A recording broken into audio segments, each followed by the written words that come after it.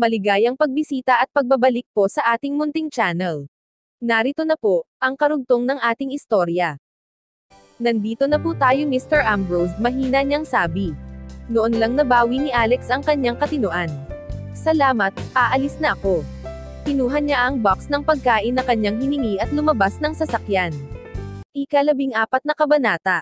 Ang kahon ng pagkain. Nang hinawakan ni Alex ang kahon ng pagkain. Mainit pa rin ito. Kaya makakain pa rin ng kanyang mga kasama sa dorm, ang pagkain habang mainit.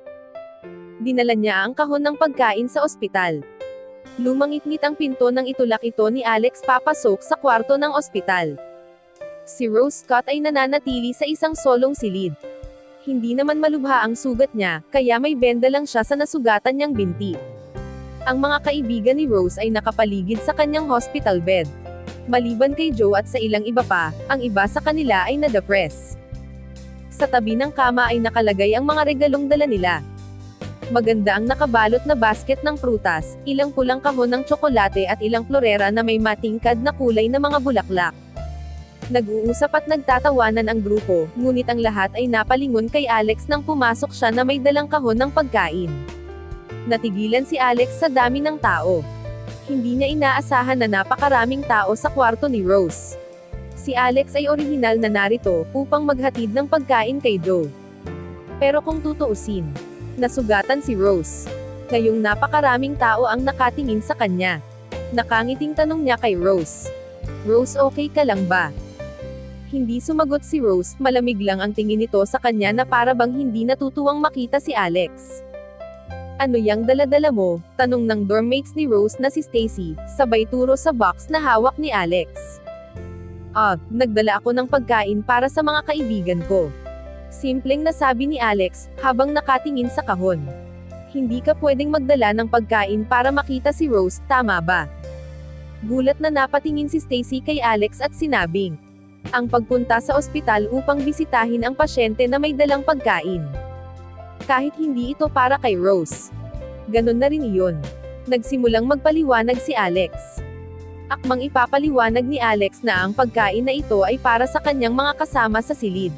Mabilis na naglakad si Joe, at inakbayan sabay tinapik si Alex sa balikat. At nakangiting sabi sa iba. Si Alex talaga. Eksakto. Hindi pa nga kami kumakain, ito ay magpapakain sa lahat ng gutom. Dumating si Alex sa silid ng ospital ni Rose, kaya kung wala siyang dalang kahit ano, malamang napagtatawanan siya ng mga kaibigan ni Rose na mapagmataas. Bagamat ang pagkain na ito ay para sa kanyang mga kasama sa silid. Ngayon parang para kay Rose na. Mas mabuting magdala ng pagkain kesa sa wala, tama. Sa isip ni Alex. Ito ang unang pagkakataon na narinig kong may nagdadala ng pagkain para makita ang isang pasyente. Sabi ng isang babae. Narinig ko na ito dati. Pero ang alam ko lang ay ang mga magulang ng mga pasyente ang nagdadala ng pagkain. University student ka pa naman, di ba? Sabi ng isang bisita ni Rose. Ang ilang kaibigang ni Rose ay nagsisimulang mag-usap-usap. Walang bang nakakita sa iyo nang pumasok ka na may dala-dalang bagay na iyan ngayon? Masungit na tanong ni Rose. Nakakahiya para sa kanyang mga kaklase na dalhan siya ng pagkain. Nakita ko, sabi ng isang tao. Medyo hindi komportable si Alex. Huwag mong sabihin hindi para sa kanya ang pagkain na yan. Kahit na hindi ito para sa kanya. Ito pa rin ay nagpapakita ng kagandahang asal at hindi dapat minamaliit. Tama ang naisip ni Alex. Nakita mo na sobrang nakakahiya. Sabay isnab ni Rose. At ibinaling sa iba ang kanyang mukha. Bakit hindi natin tingnan kung ano talaga ang ibinibigay niya sa atin? Sabi ni Stacy. Pagkasabi noon ay lumapit siya kay Alex at binuksan ang box na hawak niya. Nagsimulang mag-usap ang mga kaibigang ni Rose. Hindi na kailangang tingnan. Ano ba ang magandang bagay na kaya niyang ibigay? Narinig ko na ang pangalan ng taong ito sa universidad. Ang kanyang pamilya ay lubhang mahirap. At hindi siya normal na pumupunta sa restaurant. Sabi ng isa. Isa pang tugon, parang nakilala ko siya. Dati siyang delivery boy sa labas ng university namin. At nag-order pa ako ng take-out sa kanya. Naghahatid siya ng take-out para sa maliliit na food stalls sa labas ng universidad. Ganun, para sa mga maliit na stall sa labas ng universidad. Ang isang serving ng fried rice at noodles ay nagkakahalaga lamang ng $1 o $2. Ang box ba na yan ay puno ng fried rice at noodles? Malamang, sa itsura niya pa lang, makikita mo na sa kanya. Kahit na ito ay hindi egg fried rice, hindi ito nagkakahalaga ng higit sa $2. Kailangan ni Rose ng masarap na pagkain ngayon. Bakit nagdala ka ng ganyan? Pag biglang pumasok ang nurse, makikita nila ang lahat sa silid na kumakain mula sa mga kahon na iyan. Kung $1 o $2 lang ang halaga ng fried noodles. Pag nakaalis na ito, magiging katatawanan tayo dito sa ospital. Bumalik ang kaibigang ni Rose sa pag-uusap-usap at hindi pinansin si Alex na nakatayo pa rin doon. Ang ilan sa kanila ay sabay na kumain sa Rookie Lodge noong gabi. Kaya alam nilang lahat ang ugali ni Rose pagdating kay Alex. Hindi na kaimik si Alex. Hindi na niya kailangang manatili pa. Hindi niya pinansin ang iba at sinabihan ang kanyang mga kasama sa silid na kainin ang kanyang dalang pagkain bago pa ito lumamig. Saka siya tumalikod at umalis. Nakakunot ang noo ni Rose habang nakatingin kay Joe, na may dala ng kahon ng pagkain. Dahan-dahan lang. Mag-ingat na huwag kumain ng marami. Wika ni Rose. Medyo hindi komportable si Joe. Ngunit wala siyang sinabi sa harap ng lahat, kaya inilagay niya ang kahon sa sahig. Sa sandaling iyon, bumukas ang pinto ng kwarto at may pumasok.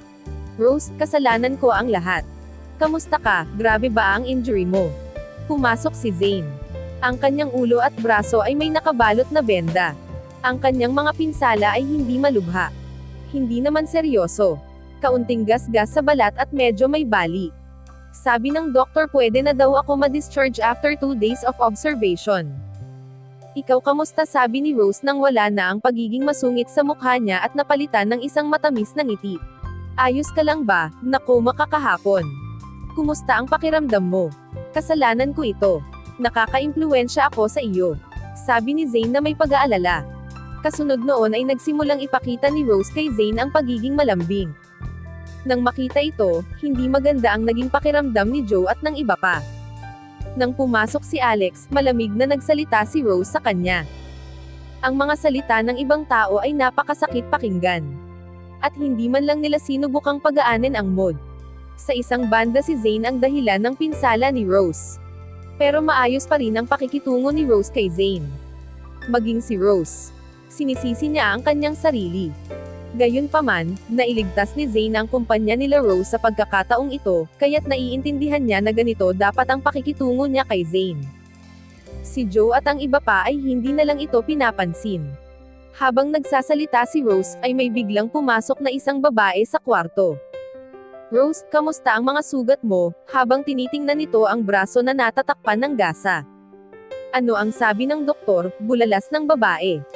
Habang nagsasalita ang babae, lumapit siya kay Rose sa gilid ng kama. At tumingin sa kanya ng may pag-aalala. Nakasuot siya ng light blue na business suit. Siya ay may maikli at maayos na buhok na maputi ang balat at mahahabang manipis na kilay. Tita, sabi ni Rose. Nagniningning ang magagandang mata ni Rose habang nakatitig sa babae. Nakahawak na ang maliliit niyang kamay sa kamay ng babae. Bagamat si Sue Bradley ay tiyahin ni Rose, mas matanda lang siya sa kanya ng 4 na taong gulang. Mas naging magkapatid sila, pagkatapos ng insidente. Sinabi ng doktor na hindi ito malaking problema. Tita, huwag kang mag-alala. Sinisisi ko ang sarili ko. Dapat pala tinawagan kita para sabihin huwag ka nang sumama. Narinig ang mga salita ni Rose na nakahinga ng maluwag si Sue. Napansin ni Sue na nakabalot din ng benda ang ulo ni Zane. Kaya napalingon siya sa kanya na nakakunot ang noo. Ikaw ang kasama ni Rose sa motorsiklo, tama? Sabi mo medyo umulan kagabi. Bakit ka nagmotorsiklo habang umuulan? Sa tingin mo ba napakagaling mo sa bike na yan? Swerte mo lang. Walang seryosong nangyari ngayon. Kung may nangyaring grabe, mananagot ka ba sa lahat? Sabi ni Sue kay Zane. Sa harap ng lahat, na masama ang tingin sa kanya. Napalunok siya at tumingin sa iba na may hindi magandang ekspresyon. Tita, wag mong sabihin yan kay Zane. Hindi niya sinasadya. Ang ating problemang pampamilya ay naayos ng papa ni Zane. Hinila ni Rose ang kamay ni Sue papunta sa kanya at bumulong. Malaki ang naitulong ni Zane sa aming pamilya. Nang marinig ang mga salita ni Rose, bahagyang natigilan si Sue. Tumingin siya kay Zane, panay ang tingin at sinabi sa kanya, "Rose, ipinagtatanggol mo ba siya?" Alam ni Sue ang tungkol kay Rose kamakailang sitwasyon kasama sina Donald at Lucille Brennan. Nang marinig niya na nakaalitan ni Rose, ang grupo ng Heavenly Lion, labis siyang nabalisa at nagpadala ng mga tao upang maghanap ng ilang koneksyon. Pero ang lahat ay naging walang silbi ang koneksyong ito, dahil masyadong malakas ang grupo ng Heavenly Lion. Maya-maya, tumawag si Rose at sinabing naayos na ang lahat. Gumaan ang loob ni Sue, ngunit napukaw nito ang kanyang pag-uusisa. Sino ang nahanap ng kanyang pamangkin, upang ayusin ang usapin ng wala pang isang araw? Nagtataka si Sue. Ano ba itong binata sa harapan niya? Kahit anong tingin ni Sue dito. Parang hindi tama. Auntie, sumulyap si Rose kay Sue na may sama ng loob. Ang kumpanya nila Zane ay hindi maliit. At ang kanyang ama ay nakasama na si President Chase sa isang kainan.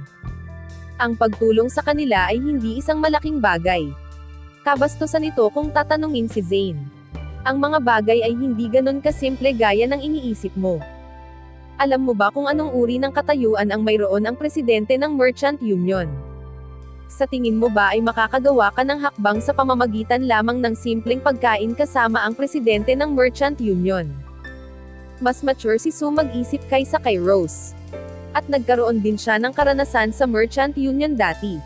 Alam niya na hindi ito simple. Hindi ito ganun kadali. Ma'am, ang solusyon na sinubukan ng inyong pamilya ay hindi gumana. Kaya ako kasama ng aking pamilya ay tumulong. Nagsalita na si Zane. Napapahiya na siya ng husto ni Sue. Ipinagpatuloy niya. Noong ang inyong pamilya ay nalilito at di alam kung ano ang gagawin. Tumulong ako sa inyo ng napakalaki at makabuluhan, tapos ganito pa rin ang trato ninyo sa akin. Hindi ka ba nahihiya? Wika ni Zane. Nagalit talaga si Sue sa sinabi ni Zane. Sinasabi ko lang, na hindi madaling gawain na kunin si President Chase na gumawa ng hakbang. Sabi ni Sue na may madilim na ekspresyon. Hindi ka pa rin naniniwala sa akin. Bahagyang nagulat si Zane at kinuha ang phone niya. Nakangiti niyang sinulyapan si Sue at sinabing, "Tatawagan ko ang aking papa, sa harapan ninyo ni Rose, okay?" Ngumisi si Zane at dinayal ang numero ng kanyang ama. "Uy dad, may itatanong ako sa'yo. Sinabi ko po kahapon na tulungan mo si Rose sa mga usapin ng pamilya niya.